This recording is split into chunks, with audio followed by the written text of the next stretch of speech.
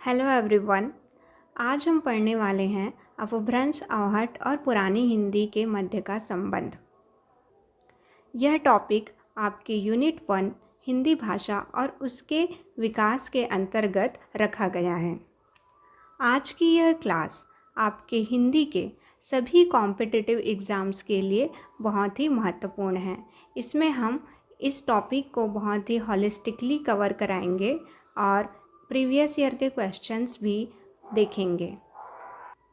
यह क्लास जो है यूजीसी नेट और असिस्टेंट प्रोफेसर के एग्ज़ाम्स के लिए स्पेशली डिज़ाइन किया गया है और इस कक्षा से एग्ज़ाम में प्रश्न पूछे जाने की गारंटी है।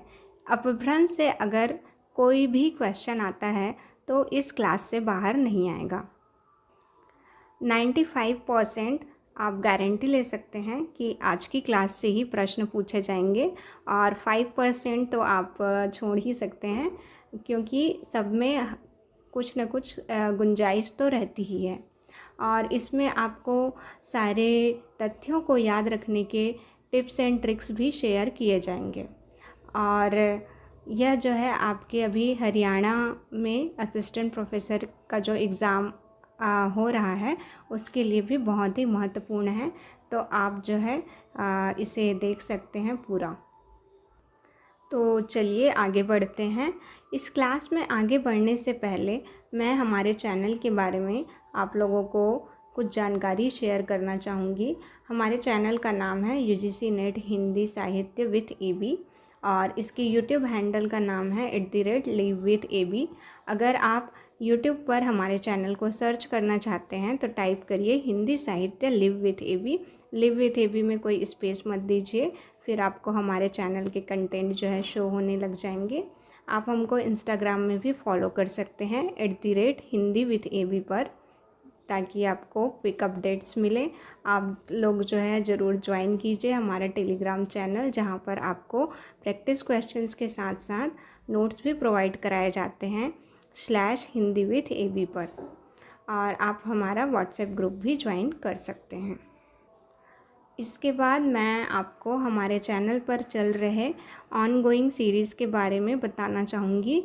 हमारे चैनल पर चल रही है रिवीजन इन 1 मिनट सीरीज़, जो आपको ज़रूर देखनी चाहिए। ये मस्ट वॉच सीरीज़ है, क्योंकि ये आपके एग्ज़ाम के दृष्टिकोण से बहुत ही महत्वपूर्ण है। कम समय में आपको सारे महत्वपूर्ण पॉइंट्स जो है कवर करवा दिए जाते हैं। एग्ज़ाम के पहले जब आपको रिवीजन करना होता है तब आपको ये सीरीज़ बहुत ही हेल्प करेगी। और उसके बाद सेकंड चल रही है हमारी यूनिट 7 हिंदी कहानी रिवीजन की सीरीज़।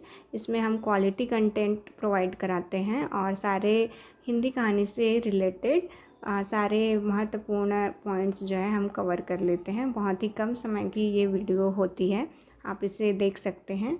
और इसके अलावा यूनिट 1 की भी हमारी क्लास जो है चल रही है, जो आज की कक्षा के साथ शुरू होने वाली है। और ये सीरीज़ आपको ज़रूर फॉलो करनी चाहिए। ये जो है यूजीसी नेट एग्ज़ाम के लिए और सभी असिस्टेंट प्रोफेसर एग्ज़ाम के लिए शुरू की गई है और इसमें बहुत ही क्वालिटी कंटेंट प्रोवाइड करवाया जाएगा, जिसमें से आपके एग्ज़ाम में प्रश्न आने की लगभग पूरी संभावना रहेगी।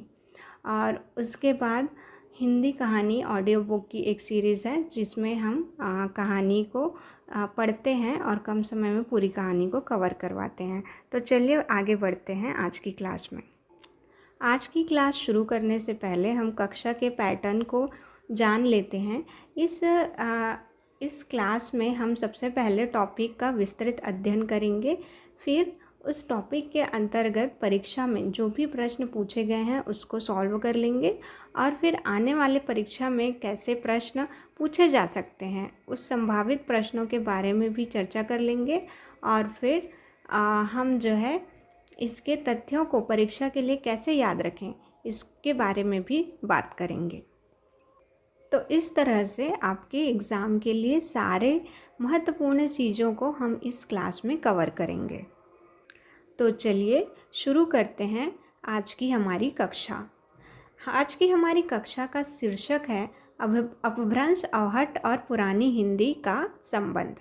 आप देख सकते हैं कि यह जो है आपके यूजीसी नेट के सिलेबस में और आपके HPSC के भी सिलेबस में यूनिट 1 में है, और उसमें साफ साफ लिखा है अपभ्रंश, अवहट्ट और पुरानी हिंदी का संबंध, है ना। तो चलिए शुरू करते हैं। तो अपभ्रंश जो है क्या है? अपभ्रंश जो है मध्यकालीन आर्य भाषा है ना। तो मध्यकालीन आर्य भाषा के बाद जो भाषा विकसित होती है वह होती है अपभ्रंश। अपभ्रंश जो है मध्यकालीन आर्य भाषा और आधुनिक आर्य भाषा के मध्य की एक कड़ी है।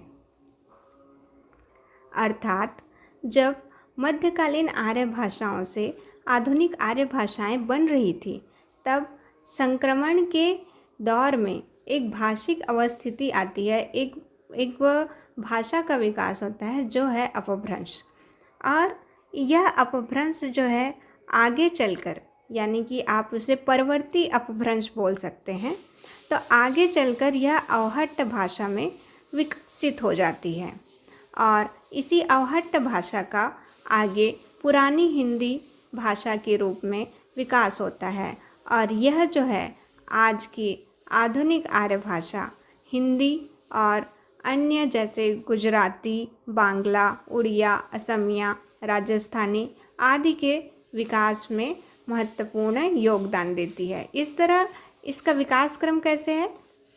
पहले आती है मध्यकालीन आर्य भाषाएं, फिर उससे बनती है अपभ्रंश।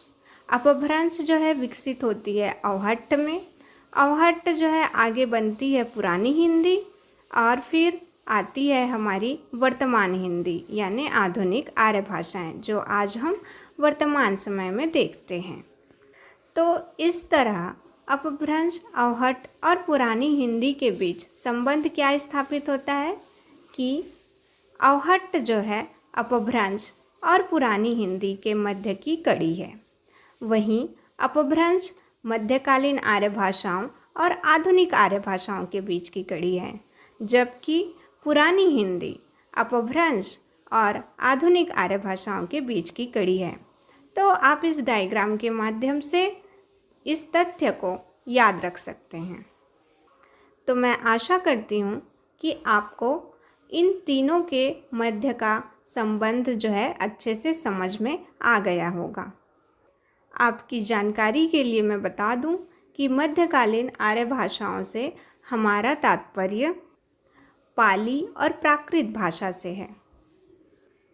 आपको ज्ञात होना चाहिए कि अपभ्रंश जो है मध्यकालीन आर्य भाषा की तीसरी अवस्था कहलाती है, वहीं पाली जो है मध्यकालीन आर्य भाषा की प्रथम अवस्था और प्राकृत जो है मध्यकालीन आर्य भाषा की द्वितीय अवस्था होती है। तो चलिए अब हम अपभ्रंश के बारे में जान लेते हैं। अपभ्रंश जो है मध्यकालीन और आधुनिक आर्य भाषाओं के बीच की कड़ी है। इसका प्रयोग 6वीं शताब्दी से हो रहा है। अपभ्रंश एक तत्सम शब्द है और इसमें 8 स्वर होते हैं। यह जो है एग्ज़ाम के लिहाज से महत्वपूर्ण है। परीक्षा में पूछा जाता है कि अपभ्रंश में कितने स्वर होते हैं, तो आप याद रखिए कि 8 स्वर होते हैं। इसमें 5 ह्रस्व स्वर और 3 दीर्घ स्वर हैं। ह्रस्व स्वर में अ, ई, उ, ए, ओ आते हैं और दीर्घ स्वर में आ, ई, उ आते हैं। अपभ्रंश के बारे में रामचंद्र शुक्ल जी का मत है कि अपभ्रंश नाम पहले पहल बल्भी के राजा धारसेन द्वितीय के शिलालेख में मिलता है, जिसमें उसने अपने पिता घुसेन को संस्कृत, प्राकृत और अपभ्रंश तीनों का कवि कहा है। तो ये कथन आप याद रखेंगे। कथन देकर पूछा जा सकता है कि यह कथन किसका है, तो यह कथन अपभ्रंश के बारे में है आचार्य रामचंद्र शुक्ल जी का। तो आप इन सारे फैक्ट्स को अपने नोट्स में कुछ इस तरह से याद रख सकते हैं अपभ्रंश की विशेषताओं में कि अपभ्रंश में 8 स्वर होते हैं। दोहा छंद जो है इसका प्रिय छंद है। 6वीं शती से इसका प्रयोग होता आ रहा है। यह एक उकार बहुला भाषा है। जैसे आपको पूछा जा सकता है कि बिनु, लिखू, ये सब क्या किस भाषा से संबंधित है, तो अपभ्रंश से संबंधित है। तत्सम शब्द है अपभ्रंश जो है। और इसके अन्य नाम है आभीर, जो कि दंडी द्वारा दिया गया है। ग्राम भाषा, जो कि वाग्भट और हेमचंद्र ने अपभ्रंश को ग्राम भाषा माना है। पतंजलि ने अपभ्रंश को अपशब्द कहा है और भरत मुनि ने अपभ्रंश का नाम दिया है अभिरोक्ति। और देश भाषा जो है ग्रियर्सन, पिछेल, भरत मुनि जैसे विद्वानों ने अपभ्रंश को देश भाषा भी कहा है।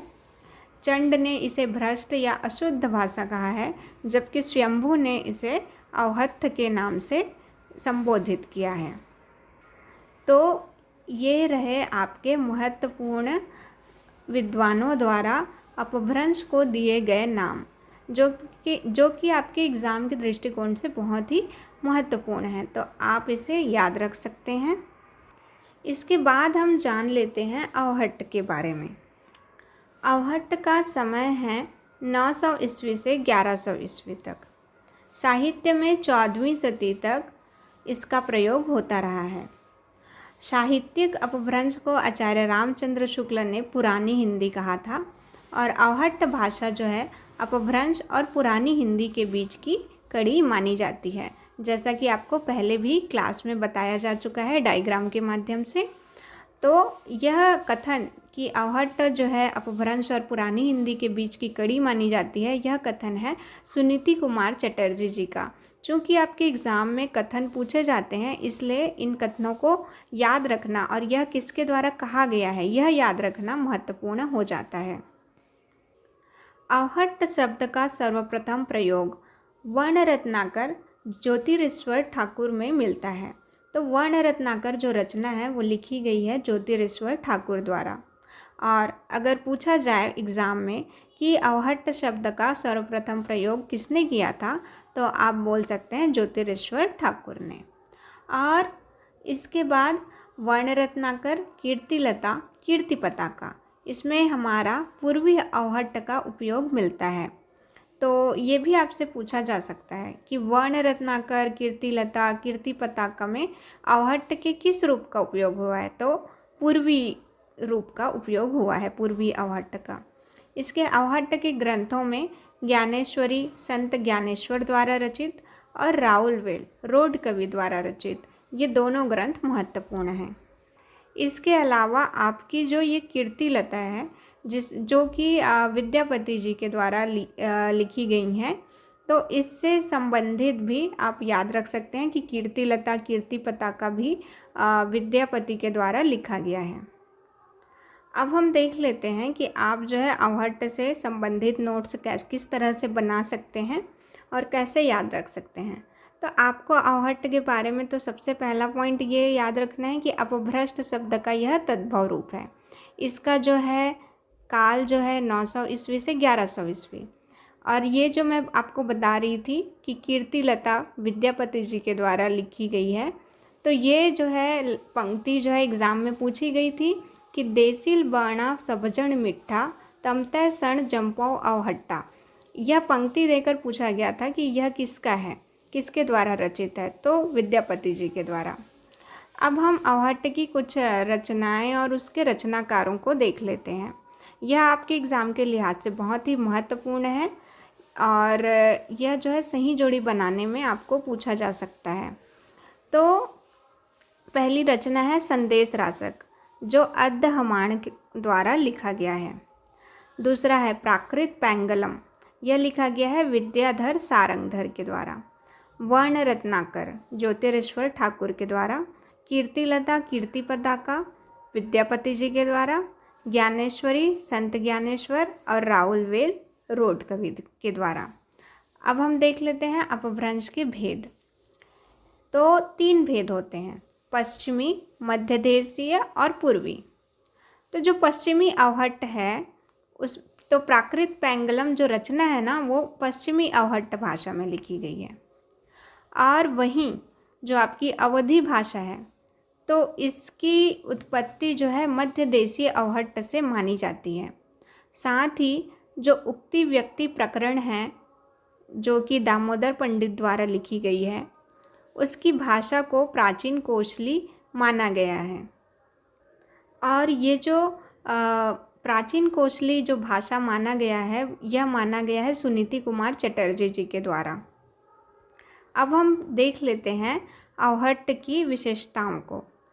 तो डॉक्टर तगारे का मानना है कि कर्ता की ए विभक्ति अवहट्ट की ही देन है।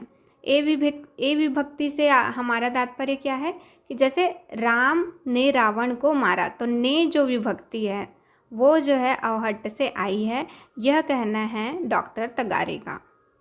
और अवहट्ट में घनाक्षरी छंद का उपयोग नहीं होता है और चौपाई छंद में 15 मात्राएं होती हैं। आप याद रखेंगे कि अवहट्ट के या अपभ्रंश के जो चौपाई छंद है उसमें 15 मात्राएं होती हैं, जबकि नॉर्मली अभी वर्तमान में चौपाई में 16 मात्राएं होती है। जैसे आप याद रख सकते हैं कि रघुकुल रीति सदा चली आई, प्राण जाई पर वचन न जाई। तो इसमें जब आप मात्राओं को गिनेंगे तो रघुकुल में 4 मात्राएं, रीति में 3, सदा में 3, फिर चली में 3, फिर आई में 3। तो इस तरह आप जब इसका टोटल करेंगे तो आपको 16 मात्राएं आएंगी। फिर लेकिन जो अवहट्ट या अपभ्रंश हैं उसके जो चौपाई छंद में 15 मात्राएं ही होती थी। तो आपको एग्ज़ाम में पूछा जा सकता है ये तथ्य।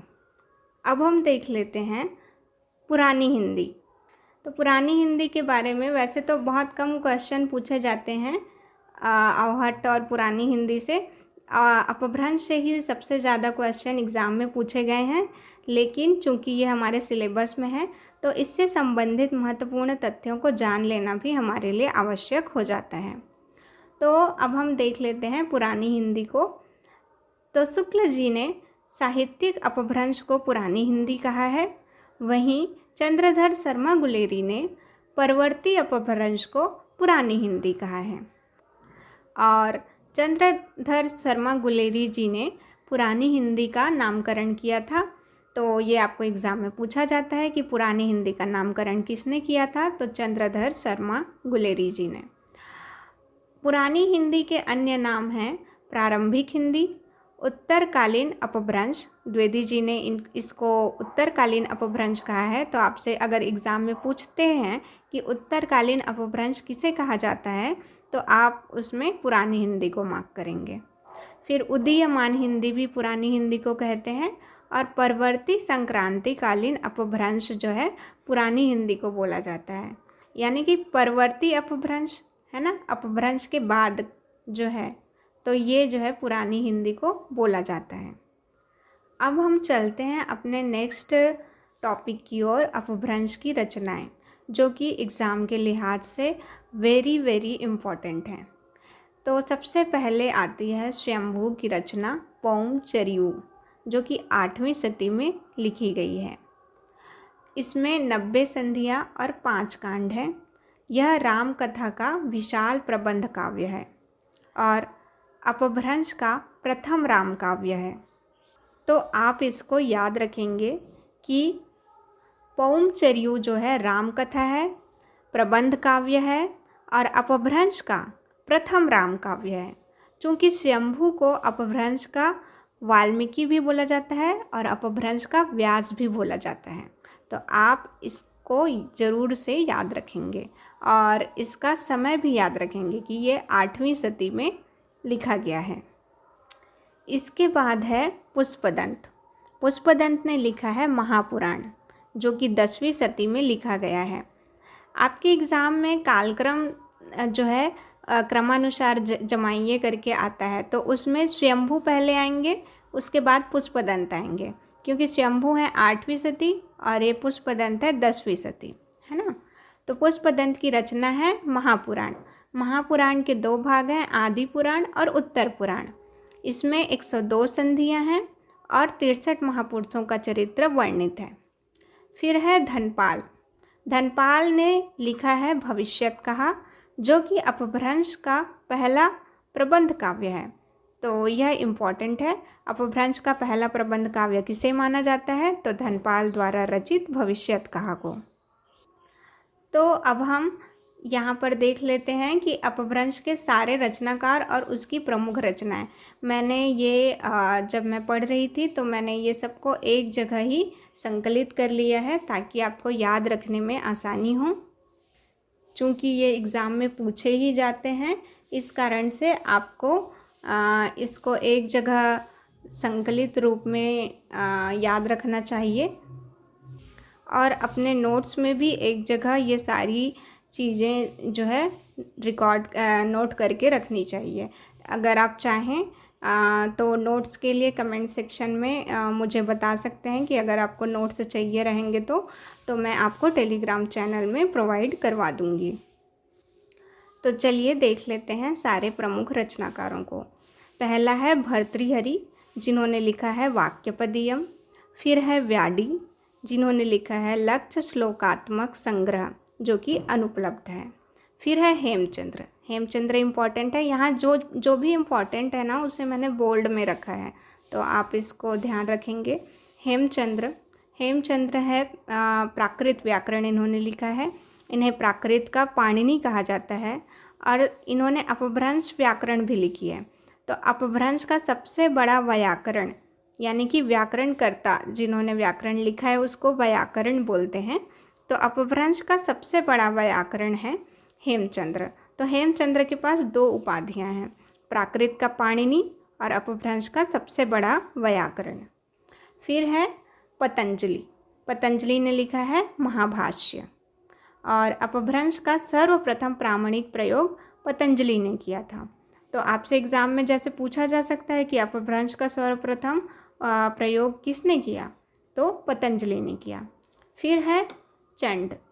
चंड ने लिखा है प्राकृत लक्षण। फिर मार्कंडेय प्राकृत सर्वस्व, वररुचि प्राकृत प्रकाश, भरत मुनि नाट्यशास्त्र, रुद्रट काव्यालंकार, दामोदर पंडित उक्ति व्यक्ति प्रकरण, स्वयंभू और स्वयंभू के पुत्र हैं त्रिभुवन। स्वयंभू ने जो रचना अधूरी छोड़ी थी उसको उसके पुत्र त्रिभुवन ने पूरा किया। तो स्वयंभू ने लिखी है पौमचर्यु, जो कि रामायण है, रामचरित और ऋट्ठनेमिचर्यु इनकी अन्य रचना है।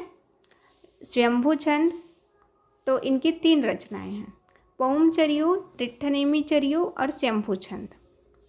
इन्हें जो है अपभ्रंश का वाल्मीकि कहा जाता है, जो कि राहुल सांकृत्यायन ने इनको यह उपाधि दी है। तो यह भी एग्ज़ाम में पूछा जाता है कि किसने स्वयंभू को अपभ्रंश का वाल्मीकि कहा है, तो आप टिक करेंगे राहुल सांकृत्यायन को।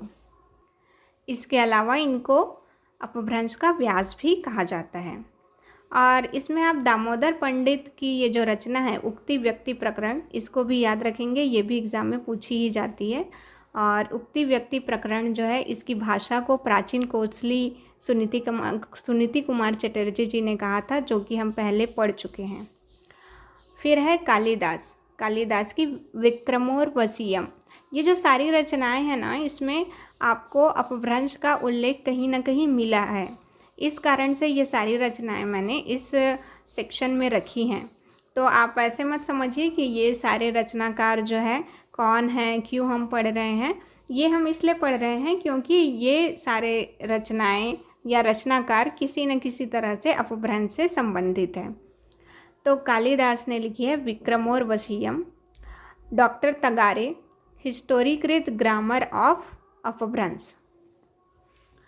पुष्पदंत महापुराण 10वीं शती।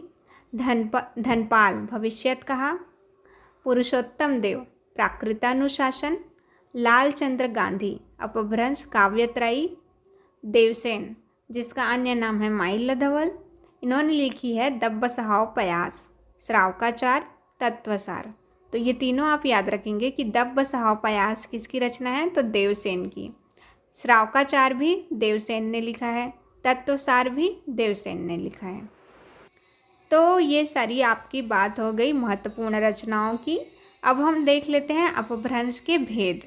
और अपभ्रंश के भेद देखने के साथ साथ हम ये भी देखेंगे कि कौन से अपभ्रंश से कौन सी आर्य भाषा जो है या बोली जो है विकसित हुई है, क्योंकि ये एग्ज़ाम में पूछा जाता है, बहुत ही वेरी इम्पॉर्टेंट। तो आप ध्यान से सुनेंगे। नागर, जो कि सौरसेनी अपभ्रंश का एक भेद है, तो इससे जो है विकसित हुआ है गुजराती, पश्चिमी हिंदी और मारवाड़ी। तो तो आपसे एग्ज़ाम में जैसे पूछा जा सकता है कि सौरसेनी के नागर रूप से, है ना, सौरसेनी अपभ्रंश के नागर रूप से कौन सी भाषा विकसित हुई है, तो आपको ऑप्शन दे देगा, तो आप उसमें मार्क करेंगे गुजराती, पश्चिमी हिंदी, मारवाड़ी। आपको ये भी पूछा जा सकता है कि निम्नलिखित भाषाओं में कौन सी है जो सौरसेनी अपभ्रंश से विकसित नहीं हुई है, तो आप में से, तो इस तरह से भी क्वेश्चन बन सकता है। फिर हम देखते हैं कि उपनागर, तो उपनागर रूप से हुई है राजस्थानी और जयपुरी। सौरसेनी अपभ्रंश से विकसित हुई है हमारी ब्रज भाषा और हिंदी भाषा। तो ये भी एग्ज़ाम में पूछा गया है कि हिंदी भाषा जो है किस अपभ्रंश से विकसित हुई है, तो सौरसेनी अपभ्रंश। सौरसेनी के उत्तरी रूप से विकसित हुई है खड़ी बोली। मागधी अपभ्रंश से विकसित हुई है बांग्ला, मगही, मैथिली, भोजपुरी, बिहारी, यानी बिहार क्षेत्र में ना पूरी मागधी, क्योंकि वहाँ मगध था साम्राज्य, तो इस तरह से आप याद रख सकते हैं, और उसी के पास था बंगाल, तो ये सब जो है मागधी अपभ्रंश से विकसित हुई बोलियां हैं। फिर है अर्धमागधी अपभ्रंश। अर्धमागधी अपभ्रंश जो है सिद्ध कवियों की भाषा कही जाती है। इससे विकसित हुई बोलियां हैं बघेली, पूर्वी हिंदी और अवधी। फिर है पैसाची अपभ्रंश, जिससे कन्नौजी, केकय और पांचाल, ये कश्मीर क्षेत्र की भाषा है, और इससे जो है कन्नौजी बोली जो है विकसित हुई है। और पैसाची अपभ्रंश को हम केकय भी कहते हैं, और पांचाल भी उसी मतलब ये कश्मीर क्षेत्र में ही पांचाल जो है स्थित है। फिर खस और दरद, तो खस और दरद जो है ये भी अपभ्रंश के एक भेद में आते हैं, और इससे जो है पहाड़ी हिंदी जो है विकसित हुई है। ब्राचड़ से विकसित हुई है सिंधी। तो इस तरह से हमने देखा कि अपभ्रंश के कौन कौन से रूप से कौन कौन सी आर्य भाषा या बोलियां जो है विकसित हुई है। इसमें सौरसेनी अपभ्रंश, मागधी और अर्धमागधी विशेष रूप से इम्पॉर्टेंट है, आप इसको याद रखिएगा। तो चलिए अब हम देख लेते हैं कि विभिन्न विद्वानों ने अपभ्रंश के क्या क्या भेद बताए हैं। तो पहला है नमी साधु, जिन्होंने उपनागर, आभीर और ग्राम्य, ये 3 भेद बताए हैं। फिर है मार्कंडेय, जिन्होंने लिखा है प्राकृत सर्वस्व, और उसमें नागर, उपनागर और ब्राचड़, ये 3 भेद बताए हैं। फिर याकोबी, इन्होंने लिखा है सनत कुमार चरियू, तो इन्होंने 4 भेद बताए हैं, पूर्वी, पश्चिमी, दक्षिणी और उत्तरी। आप याकोबी जो है ऐड कर लेंगे अपने रचनाकारों में, वहाँ पे शायद मैं ये भूल गई हूँ ऐड करना। तो याकोबी ने लिखा है सनत कुमार चरियू। और फिर है तगारे, डॉक्टर तगारे ने अपने हिस्टोरिकल ग्रामर ऑफ अपभ्रंश में बताया है 3 भेद, पूर्वी, पश्चिमी और दक्षिणी। नामवर सिंह ने 2 भेद बताए हैं, पूर्वी और पश्चिमी। अब हम अपभ्रंश की स्थितियों के बारे में बात कर लेते हैं। डॉक्टर सुनीति कुमार चटर्जी और धीरेन्द्र वर्मा ने अपभ्रंश को भारतीय आर्य भाषा के विकास की एक स्थिति माना है। धीरेन्द्र वर्मा का मानना है कि प्रत्येक प्राकृत की एक अपभ्रंश रही होगी, और इसी के बेसिस पर धीरेन्द्र वर्मा जो है अपभ्रंश की 5 स्थिति स्वीकार करते हैं।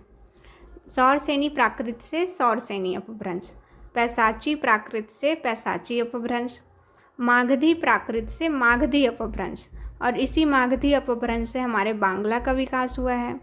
फिर अर्धमागधी प्राकृत से अर्धमागधी अपभ्रंश, इसे सिद्ध कवियों की भाषा का विकास हुआ। और महाराष्ट्री प्राकृत से महाराष्ट्री अपभ्रंश, तो महाराष्ट्री अपभ्रंश से विकास हुआ है कोंकणी भाषा का। आप देखे होंगे कि महाराष्ट्र जो हमारा भारत का नक्शा है, तो महाराष्ट्र जहाँ पे स्थित है ना, वहाँ के तट को, समुद्र तट को कोंकण तट भी कहा जाता है, तो वहाँ की भाषा जो है हुई ना कोंकणी भाषा, तो इसीलिए आप याद रख सकते हैं महाराष्ट्रीय अपभ्रंश से कोंकणी भाषा का विकास। पैसाची अपभ्रंश को केके भी कहा जाता है। अपभ्रंश जो है एक उकार बहुला भाषा है, और अपभ्रंश का प्रियतम छंद दोहा है। तो इस तरह से ये हमारी क्लास जो है आज की समाप्त अभी नहीं हुई है। हमारा ये टॉपिक जो है कवर हो गया है, अपभ्रंश, अवहट्ठ और पुरानी हिंदी। तो उससे जुड़े हुए सारे प्रमुख तथ्यों को हमने पढ़ लिया है। अब हम आगे देखेंगे इससे संबंधित प्रीवियस ईयर के क्वेश्चंस।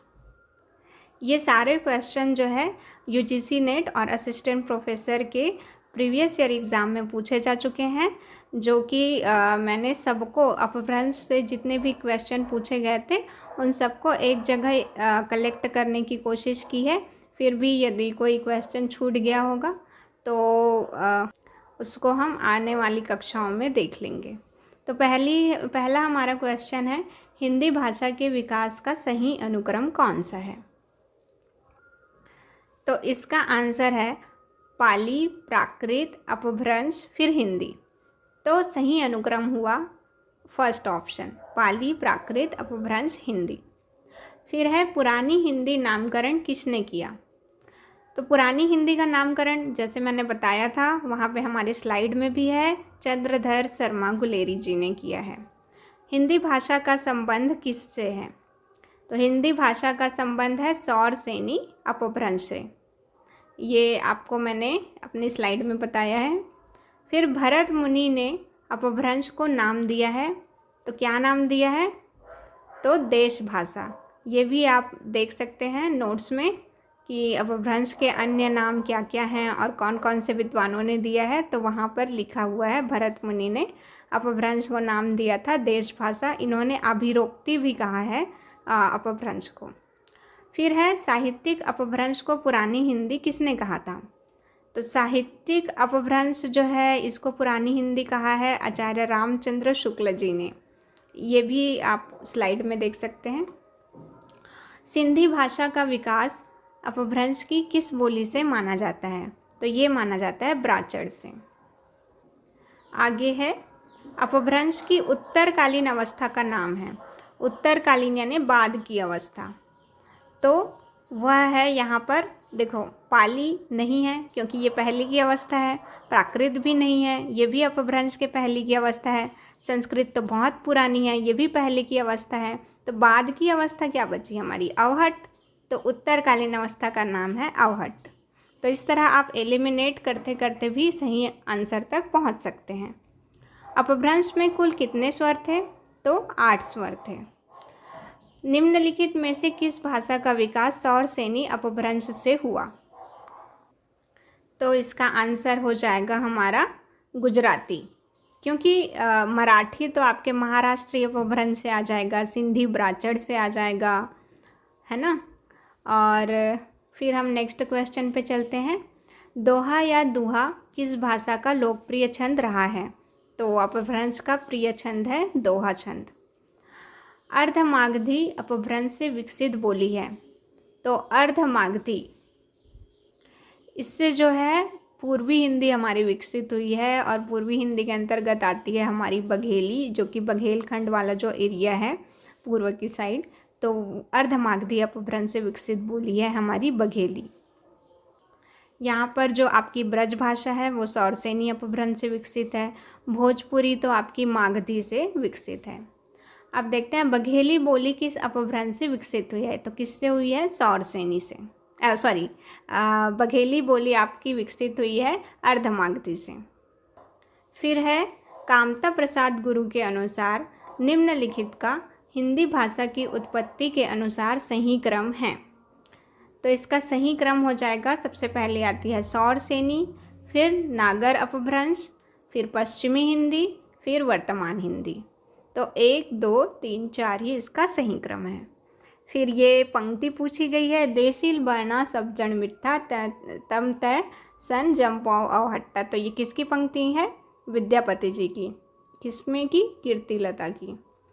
फिर अब ये है असिस्टेंट प्रोफेसर एग्ज़ाम के अब क्वेश्चन शुरू हो जाते हैं। अपभ्रंश भाषा में लिखित रामचरित्र कौन सा है? तो पौमचरियु जो शंभू ने लिखी है। फिर है दब्ब सहाव पयास नामक अपभ्रंश में लिखित ग्रंथ की रचना किसने की? तो दब्ब सहाव पयास आप याद करिए, देवसेन ने की थी इसकी रचना। फिर किस भाषा को प्राकृत और आधुनिक भारतीय आर्य भाषाओं के बीच की कड़ी कहा जाता है?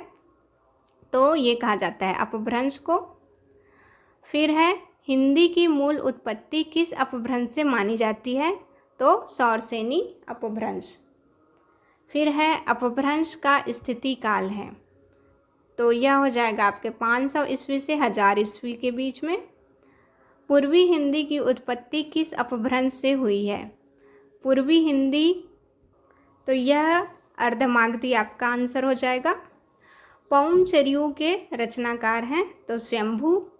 राजस्थानी भाषा का उद्भव जिस क्षेत्रीय अपभ्रंश से हुआ उसका नाम सौरसेनी अपभ्रंश। फिर है पूर्वी हिंदी का विकास अपभ्रंश के किस रूप से हुआ है? तो अर्धमागधी रूप से। स्वयंभू को अपभ्रंश का वाल्मीकि किसने कहा है? तो राहुल सांकृत्यायन ने। अपभ्रंश भाषाओं का विकास हुआ दरद भाषा से, है ना। फिर ब्रज भाषा का आधार भाषा कौन सा है? सौरसेनी अपभ्रंश। फिर अपभ्रंश के सर्वप्रधान कवि हैं स्वयंभू। और अपभ्रंश शब्द का प्रयोग सर्वप्रथम किसने किया? तो आप याद करिए, पतंजलि ने। पतंजलि हैं जिन्होंने अपने महाभाष्य में अपभ्रंश शब्द का सर्वप्रथम प्रयोग किया था। तो इसी के साथ आज की हमारी यह क्लास जो है पूरी होती है। आप हमें ज़रूर बताइए कमेंट के माध्यम से कि आपको हमारी क्लास कैसी लगी, ताकि इसी तरह की और भी क्लासेस मैं आपको जल्दी जल्दी प्रोवाइड कर सकूं। और साथ ही अगर आपको लगता है कि किसी तरह के इम्प्रूवमेंट की आवश्यकता है तो वो भी आप हमें कमेंट सेक्शन में बता सकते हैं। इसके अलावा यदि आपको नोट्स चाहिए तो भी आप जो है हमें कमेंट करके बता सकते हैं, तो मैं आपको टेलीग्राम चैनल में इसके नोट्स जो है प्रोवाइड करवा दूँगी। और आपको अगर क्लास जो है अच्छी लग रही है तो इसे ज़्यादा से ज़्यादा बच्चों को शेयर कीजिए जो असिस्टेंट प्रोफेसर एग्ज़ाम की तैयारी कर रहे हैं या यूजीसी नेट एग्ज़ाम की तैयारी कर रहे हैं या कोई भी कॉम्पिटिटिव एग्ज़ाम जिसमें एमसीक्यू हिंदी वाले प्रश्न पूछे जाते हैं, उन बच्चों के साथ आप इसे साझा कीजिए, ताकि मुझे भी समझ आए कि क्लास जो है सही बच्चों तक पहुंच रहा है। और इससे मुझे भी मोटिवेशन मिलेगा आगे क्लासेस को जल्दी बनाने का और अच्छे कंटेंट आपको प्रोवाइड करवाने का। तो ठीक है, अब मिलते हैं नेक्स्ट क्लास में। तब तक के लिए धन्यवाद।